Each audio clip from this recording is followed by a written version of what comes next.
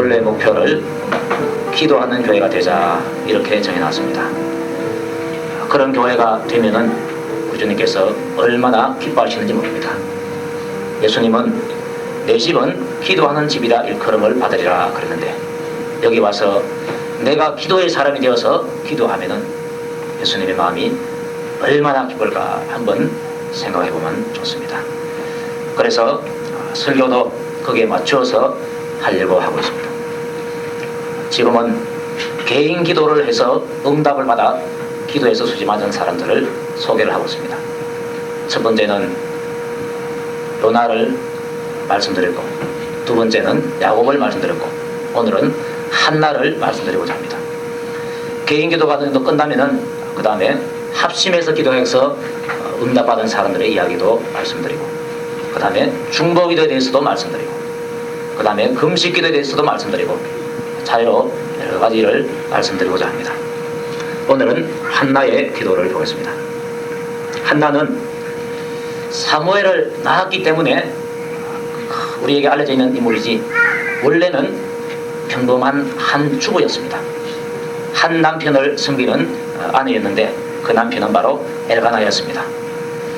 그는 에브라임 지파에 속해 있는 사람인데 에브라임 지파에 속해 있는 땅에 살았는데 라마 다빔 소빔에 살고 있는 사람이었습니다.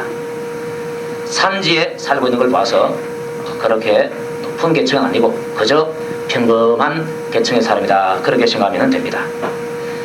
이 사람이 하나님께 대한 믿음이 있는 사람이었기 때문에 해마다 하나님 앞에 경배드리기 위해서 성막이 있는 실로에 가서 제사를 드리고 하나님께 경배를 드렸습니다. 이들이 살았던 시대는 사사시대인데 그 당시 사람들의 특징은 자기 소견에 옳은 대로 행하는 그러한 사람들이었습니다. 그러니 하나님을 믿고 싶으면 믿고 싫으면 말고 자기 마음대로 신앙생활하고 또 하기 싫으면 그만두고 자기 마음대로 하는 그러한 시대였습니다. 이러한 시대에 하나님을 잘 경배드리는 사람은 드문 사람이었습니다. 그 드문 사람 가운데 이 엘가나의 가정이 포함되어 있었습니다. 그런데 그 가정에 문제가 있습니다. 식구들이 싸워서 편치를 못합니다. 왜 그런가 보니까 남편은 하나인데 아내가 둘입니다. 한 아내는 한나고 다른 아내는 은나입니다. 한나가 첫째 부인인데 결혼을 했는데 아기를 낳지 못해서 둘째 부인을 얻었는지는 모르겠습니다. 그러나 한나가 아기를 낳지 못했습니다. 그때 둘째 부인은 아기를 쑥쑥 잘 낳았습니다. 그러니까 아들을 낳아서 가지고 있는 이 본인나는 기세가 등등해지고 아들을 낳지 못한 한나는 풀이 죽어 있는 상태가 됐습니다. 그런데 자기 남편인 엘가나는 자기보다도 한나를 더 사랑하는 것이 눈에 띄도록 보입니다. 제사 드리고 나서 분깃을 자기에게 나눠주는데 자기하고 자기 자녀들에게 주는 거 하고 한나하고 비교해보니까 한나는 2배가 많습니다. 이렇기 때문에 본인나가 그러지 않아도 굉장히 스트레스를 받는데 더 스트레스를 받아가지고 한나를 구박하게 되었습니다. 못살게 굴었습니다. 한나의 속을 자기 굵은 손톱으로 날카로운 손톱으로 바글바글 끓는 그러한 말을 하고 그러한 폭언을 해댔다는 겁니다. 이렇게 되니까 한나가 얼마나 스트레스를 받았는지 모릅니다. 그야말로 죽고 싶었습니다. 말하기를 심히 격동하여 번명케 되었다 그랬습니다. 심히 격동했다는 말은 속에서 천둥 소리가 날 정도로 마음이 괴로웠다는 것입니다. 그런데 우리가 이 속이 침울한다 그런 말을 하죠. 그 침울 날 정도로 그렇게 한나의 속이 괴로웠습니다. 그렇게 되니까 속상해서 엉엉 웁니다. 속이 상해서 엉엉 웁니다. 앞에 맛있는 고기가 나와 있지만은 그 고기를 먹지 못합니다. 속이 너무 상해서 눈물만 나오고 통곡만 나오지 먹지를 못하는 것입니다. 어떻게 해서 한나가 이런 시체가 되었나? 어떻게 해서 한나가 이런 시체가 됐는가? 아기를 낳지 못해서 그렇습니다. 시집을 갔는데 가자마자 임신을 해서 떡두꺼비 같은 아들을 쑥쑥 낳으면 큰 소리를 뻑뻑 치면서 살 텐데 아기를 낳지 못하니까 너무너무 서름을 당하는 것입니다. 어디 가서 말도 못하는 것입니다. 제 가정 이야기지만은 제 아내가 윤덕이를 딱 낳고 나서 천군만마를 얻은 기분이 든다, 그런 말이에요. 아마 저 잔호마도 그렇고 또 우리 동국이 엄마도 그렇고 아마 다 아들 낳았기 때문에 천군만마를 얻은 것처럼 그렇게 큰 소리를 팍팍 친 것입니다. 그러나 이 한나는 그렇지를 못했습니다. 못 낳았어요. 한나가 왜 아기를 못 낳는가 보니까 그가 뭐 신체적인 구조가 잘못되어서 그가 무슨 병이 있어서 못 낳은 것이 아니라 성경을 보니까 여호와께서 그로 하여금 성태지 못하게 했다 그랬어요. 하나님께서 아기를 안 줬다는 것입니다. 우리는 보통 생각하기를 결혼만 하면은 뭐 아들 낳고 딸 낳고 다 살지 그렇게 생각하는데 다들 그렇게 해놓기 때문에 그런데 실은 하나님께서 그 가정에 허락을 해야 그 사람이 아기를 가질 수 있어요. 허락 안 하면 못하죠. 그래서 아기를 가지고 아들 딸을 낳아서 키우고 있는 사람은 하나님께서 나에게 이런 복을 주셨구나 감사를 드리라는 것입니다. 그런데 이 복을 한나가 받지 못했습니다. 하나님께서 아기를 안 주시니까 낳지 못하는 것입니다. 건강해도 낳지를 못하는 것입니다. 왜 하나님께서 한나를 그렇게 아기를 낳지 못해서 한나가 이렇게 심한 고통을 당하게 하시는가? 그분은 사랑의 하나님이시고 정말로 좋으신 하나님이시고 자기 아들을 우리를 위해서 보내주실 만큼 죽음에 내어주실 만큼 좋으신 분이신데 왜 그렇게 이 한나를 괴롭히고 있는가? 한나가 괴로움에 빠져서 고통을 당하게 하고 있는가?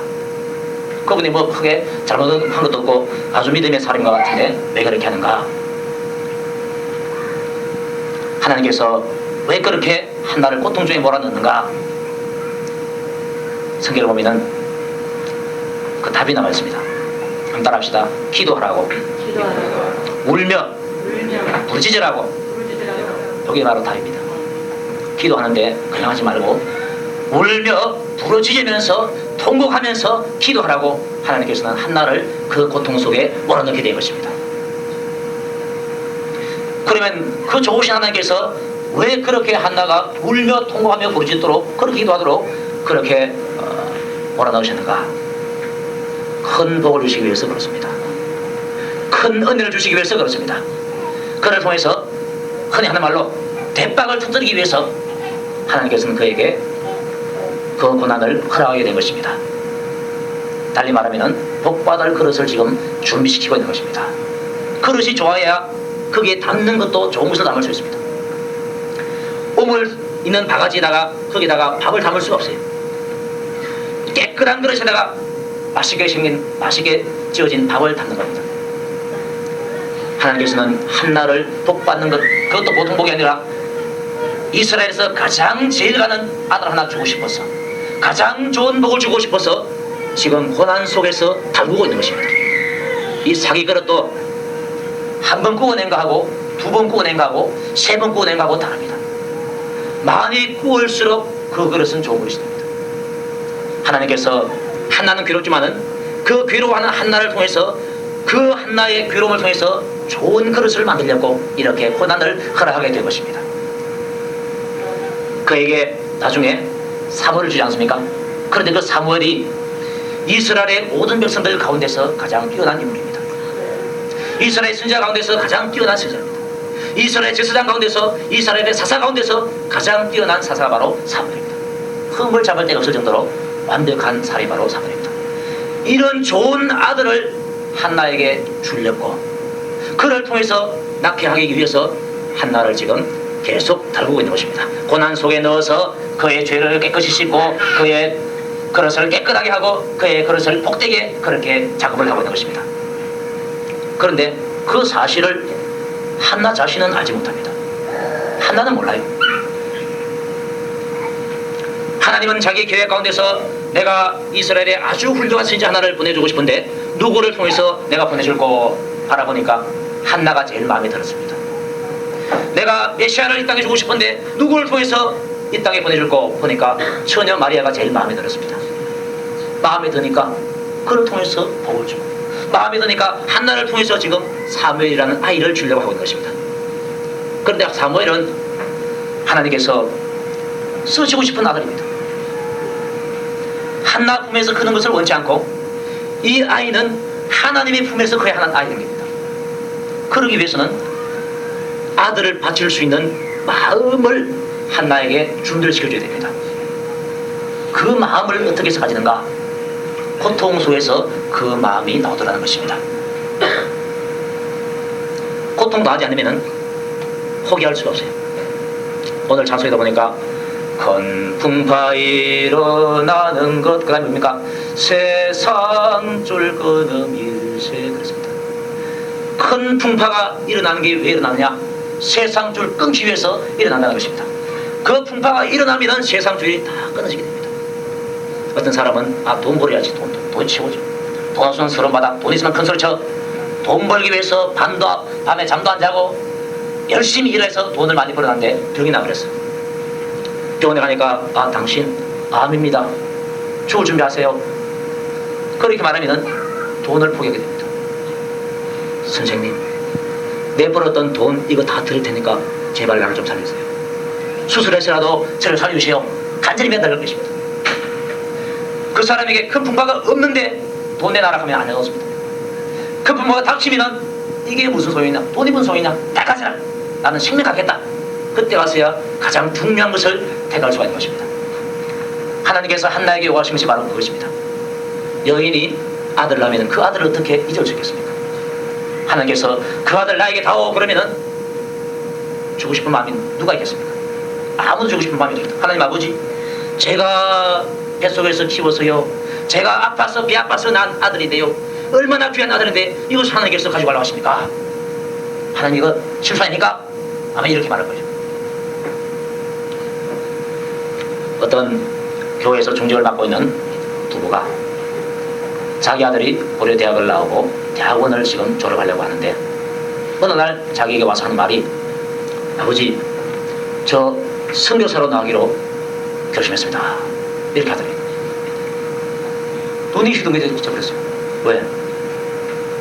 아들이 내 품 안에 있어야 되는데 나를 떠나서 선교사로 간다. 어디 가느냐? 아프리카 책감도 있는 데로 간다. 이거 부모가 허락하지 않았습니다. 그 교회에서 신앙생활을 오래 하고 중직을 맡고 있습니다. 불구하고 자기 아들이 국내에서 목회를 하는 그런 건 괜찮은데 왜 햇볕이면 저 멀리 책감동이 안 데로 가느냐? 가면은 더 이상 보지 못합니다. 평생에 아들 얼굴 몇 번 보겠습니까? 안식년이 되면은 약 4년이나 7년마다 한 번씩 오는데 그때 잠깐 보고 또 떠나보내야 됩니다. 그러니 아들 잃는 거와 똑같습니다. 도무지 아들을 보내고 싶지 않아서 그 아들을 위해서, 그 아들을 향해서 설득합니다.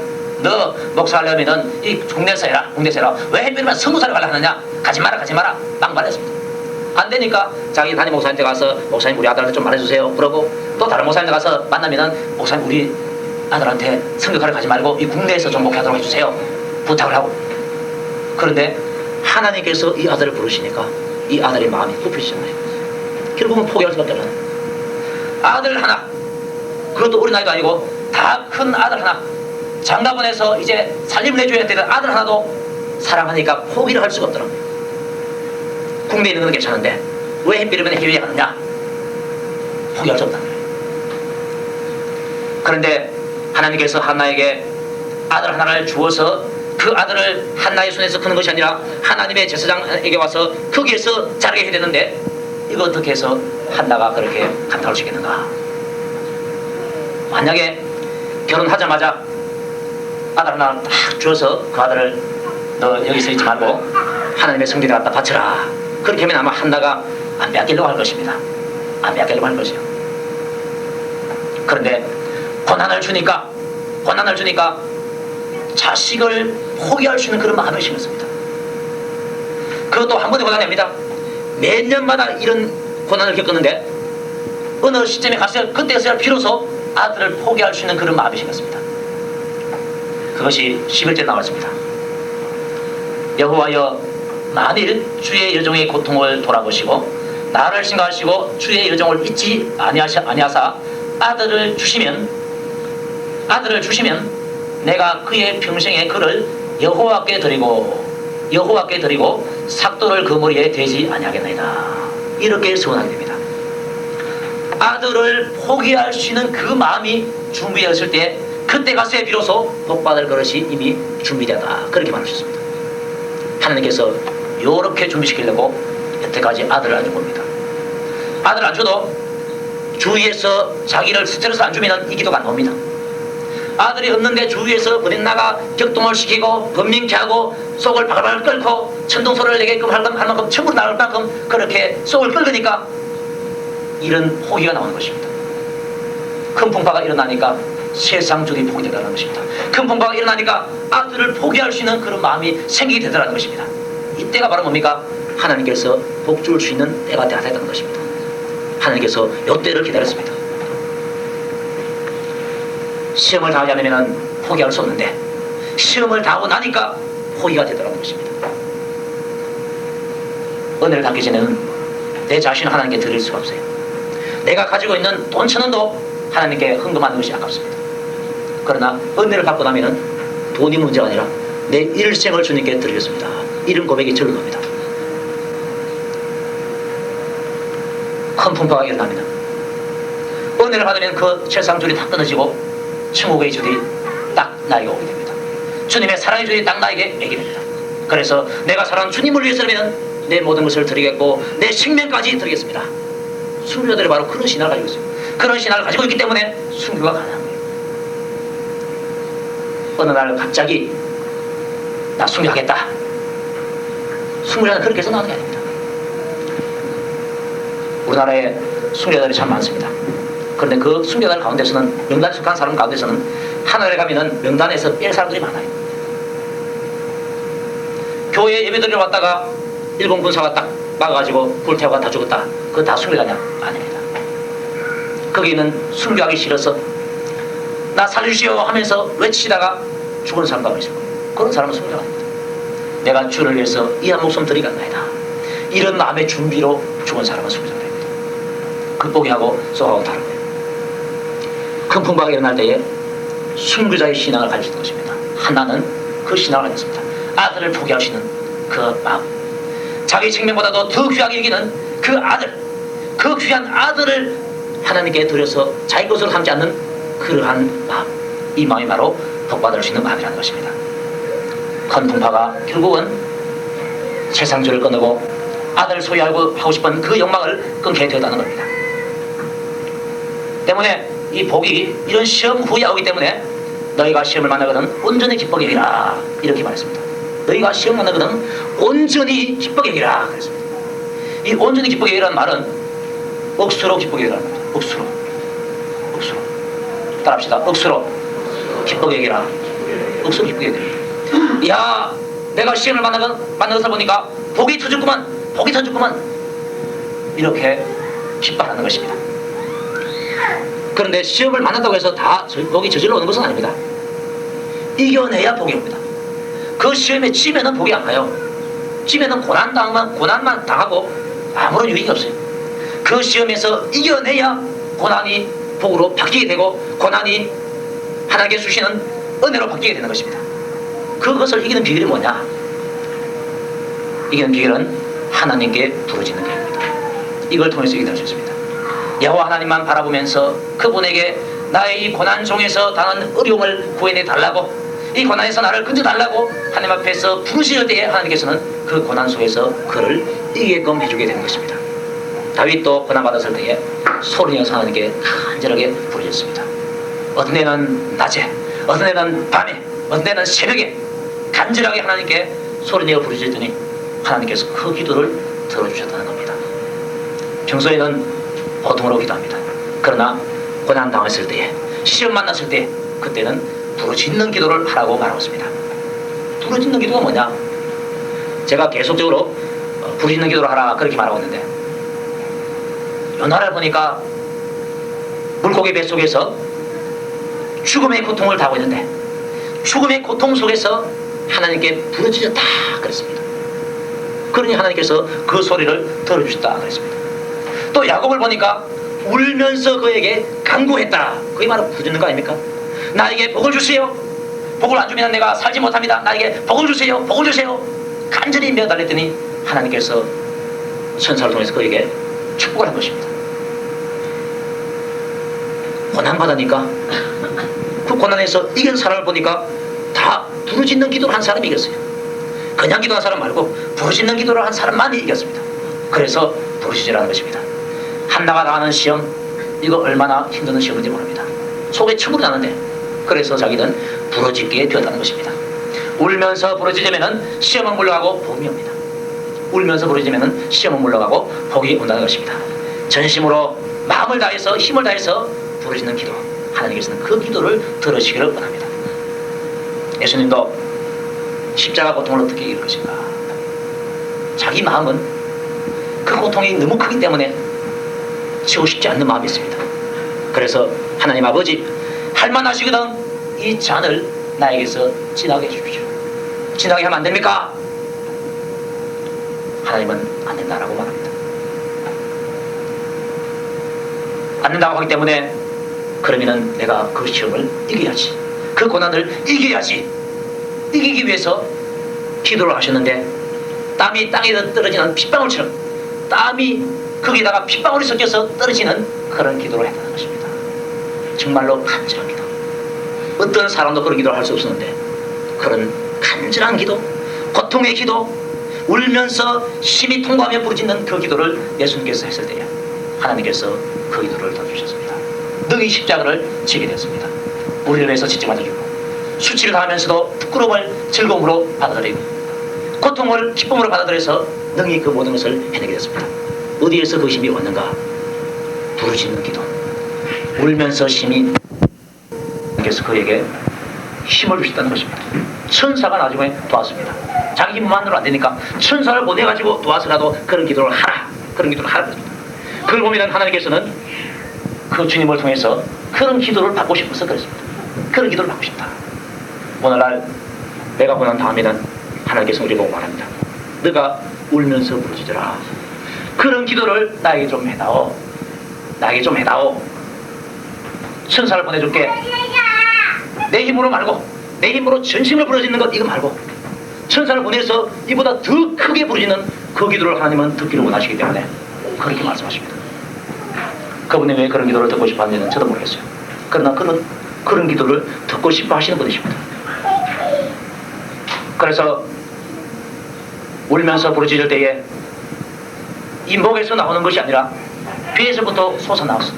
창자가 막 요동할 정도로 그렇게 울면서 부르짖으라는 것입니다. 목이 쉴 정도로 그렇게 하라는 것입니다. 야곱의 기도, 목이 쉴 정도의 기도였습니다. 예수님의 기도, 목이 쉴 정도의 기도였습니다. 요나의 기도, 목이 쉴 정도의 기도였습니다. 한나도 마찬가지입니다. 예레미야 33장 3절에 너는 내게 부르짖으라. 내가 내게 응답하겠고 내가 알지 못하는 크고 비밀한 일을 내게 보이리라. 그렇게 말씀했습니다. 고난 당할 때에, 시험 당할 때에 그렇게 부르짖으라는 것입니다. 그런데 초기에 모든 것을 감지하고 부르짖으면 고시험을 좀 덜합니다. 그러나 나중에 말기쯤 가서 부르짖으면 고시험을 실컷 하고 부르짖게 됩니다. 애굽의 요셉의 후손들이 거기서 종사를 했는데 한 4대 만에 돌아올 수 있는 그러한 기간이 있습니다. 약 400년 정도 되면 돌아올 수 있습니다. 그런데 430년 후에 돌아오게 됐습니다. 왜 그렇게 30년 세월이 그냥 흘러가는가? 고통에서 흘러가는가? 그 답을 어떤 주석가가 찾아내기를 그들이 부르짖지 않아서 그렇다, 그렇게 말했습니다. 그 출애굽기에 잘 보면은 하나님께서 이스라엘 백성들이 당하는 그 고통을 봤다 그랬어요. 봤는데 보고 나서 건드린 것이 아닙니다. 그들이 간역자로 인해서 두드려 맞고 서름 당하고 짓밟히고 그 고통이 너무 커서 아이고 이제 못 살겠습니다 하면서 하나님께 우리를 살려달라고 부르짖을 때에 그때에 하나님께서 들었다 그랬어요. 하나님께서 이스라엘 사람들이 고통당한 다 알고 있어요. 다 보이지 않습니까? 전능하신 그분이, 전지하신 그분이 다 보지 않습니까? 다 알지 않습니까? 그런데 그냥 내버려 두는 거예요. 언제까지? 부르짖을 때까지. 하나님 그런 분이시네요. 구하라. 그러면 준다고 했어요. 하나님은 구하지 않아도 우리에게 필요한 것을 다 아시는데 하나님은 알지만 너 구해야 내가 주겠다. 그렇게 말씀하십니다. 그래서 우리는 하나님께 그 말씀을 듣고서 구해야 됩니다. 고통이 있으면 부르짖어야 됩니다. 부르짖을 때에 하나님께서 그 부르짖는 소리를 듣고 거기에서부터 구해주기 위해서 준비를 하는 것입니다. 모세를 준비하고 능력을 주고 이스라엘 백성들을 인도할 수 있는 능력을 주고 그렇게 해서 이스라엘 백성들을 끌어낸다는 것입니다. 부르짖으니까 하나님께서 그 소리를 듣고 움직이게 하는 것입니다. 하나님의 역사를 움직일 수 있는 것, 하나님의 보좌를 움직일 수 있는 게 뭐냐? 우리가 부르짖어야 된다는 것입니다. 부르짖어야 된다. 한나가 시험을 당했습니다. 시험을 당하니까 그 마음이 괴롭고 죽고 싶고 눈물만 나고 통곡이 나옵니다. 맛있는 고기가 있어도 먹지를 못합니다. 이러한 고통 속에서 한나가 한 일은 바로 기도였습니다. 기도를 하니까 10절에 보면은 여호와께 기도하고 통곡했다 그랬습니다. 통곡했다. 울며 부르짖는 기도를 했다는 것입니다. 때로는 우리가 인생을 살아가면서 우리 가정에 어려움이 있어서 시험당할 때가 있고 내 몸이 아파서 시험당할 때가 있고 돈이 없어서 시험당할 때가 있고 친구들끼리 다투어서 또 친척들끼리 이웃끼리 다투어서 또 교회 문제 때문에 이 나라 문제 때문에 우리 마음이 괴로울 때가 있습니다. 그때에 한나가 한 것처럼 그렇게 울며 부르짖으면서 기도하는 것입니다. 기도하고 통곡하는 것입니다. 그리고 12절에 보면은 여호와 앞에 오래 기도했다라고 말하고 있습니다. 기도하고 통곡했다는 말이 있고 그 다음에 여호와 앞에 오래 기도했다라고 말하고 있습니다. 그 시간이 몇 시간인지는 모릅니다. 그러나 지쳐서 말을 제대로 하지 못할 정도로까지 오래 하게 됐습니다. 부르짖으면 그렇습니다. 부르짖으면서 여호와 앞에 자기의 심정을 쏟아 부은 겁니다. 하나님 아버지, 내 심정이 지금 이렇습니다 하면서 울면서 부르짖는 그러한 기도를 하게 된 겁니다. 만약에 우리가 그 옆에 있다면 한 여인의 울음소리를 들을 수 있어요. 울면서 뭔지 모르지만 막 부르짖는 그 소리를 들을 수 있어요. 어떤 사람은 그 사람을 이해하지 못한 사람은 아이고 저 사람 미쳤냐 아마 그렇게 말할지도 모르겠어요. 누구야 미쳤다고 말하든지 말든지 하냐 아무 상관없이 하나님 앞에서 울면서 부르짖고 자기의 심정을 토해내는 것입니다. 그렇게 울고 부르짖고 나니까 힘이 없어. 나중에는 그저 힘이 없어가지고 말을 해도 말이 안 나와요. 그것만 입술만 동하지 말이 안 나와요. 엘리가 그걸 보고 아이고 저 여자 저거 술 취했구만. 응? 어디서 포도 좀 먹고 취해가지고 여기 와서 이렇게 퍼들어져 있구만 이런 식으로 말했습니다. 그러나 한나는 자기의 심정을 하나님께 토해냈습니다.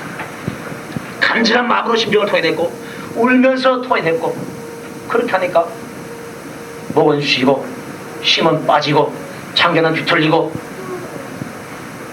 그러나 응답받을 때까지 거기서 계속해서 있습니다.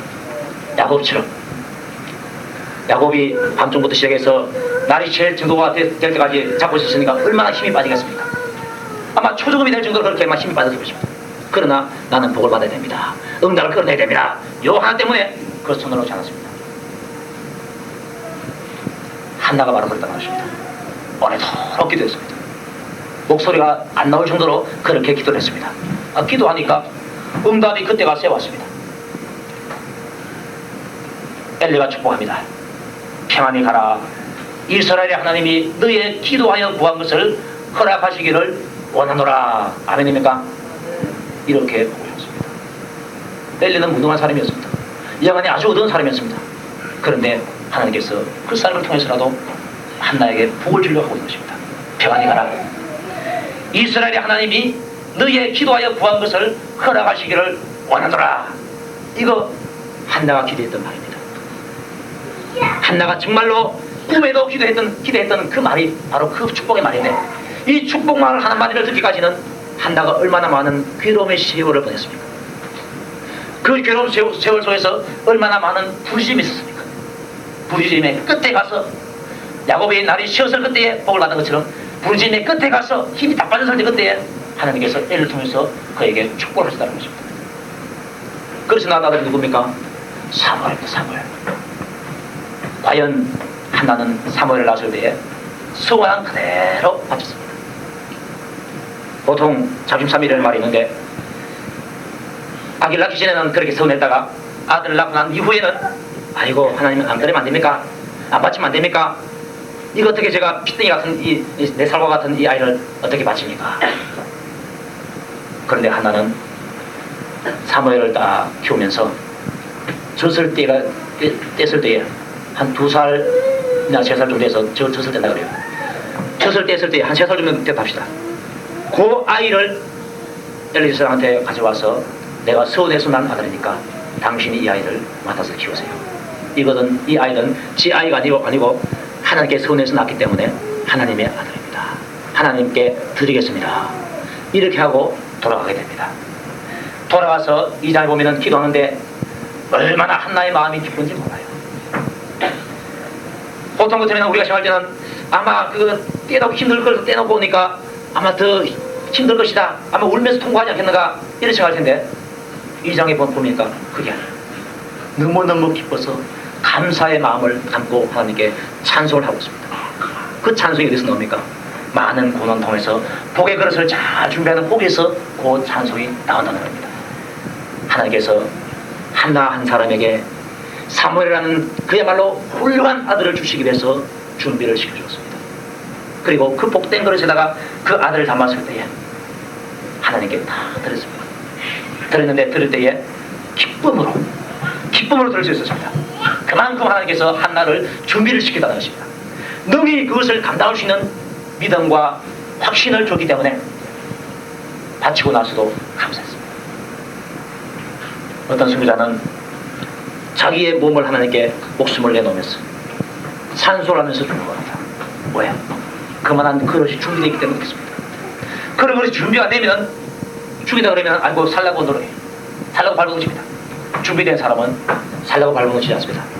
나는 하나님께로 간다. 오늘 내가 여기서 죽지만은 죽는 그 순간에 내가 하나님을 바라보면서 거기서 영원토록 주님과 함께 살 것이다.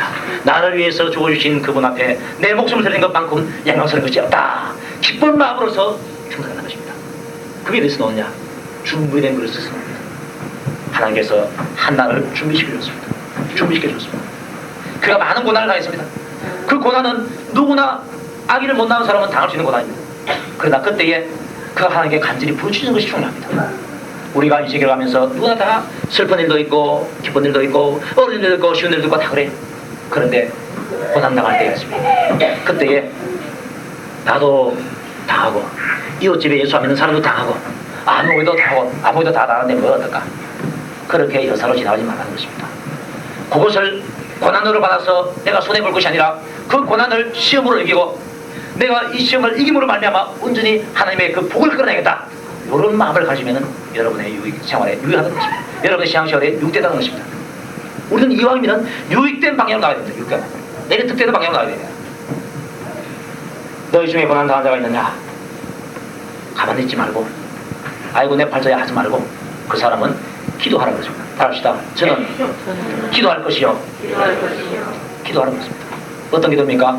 울면서 부르짖는 기도. 하나님을 의지해서 살아보겠다. 하나님 앞에 내 모든 심정을 토해내보겠다. 그렇게 울면서 몸부림치는 기도를 하라는 것입니다.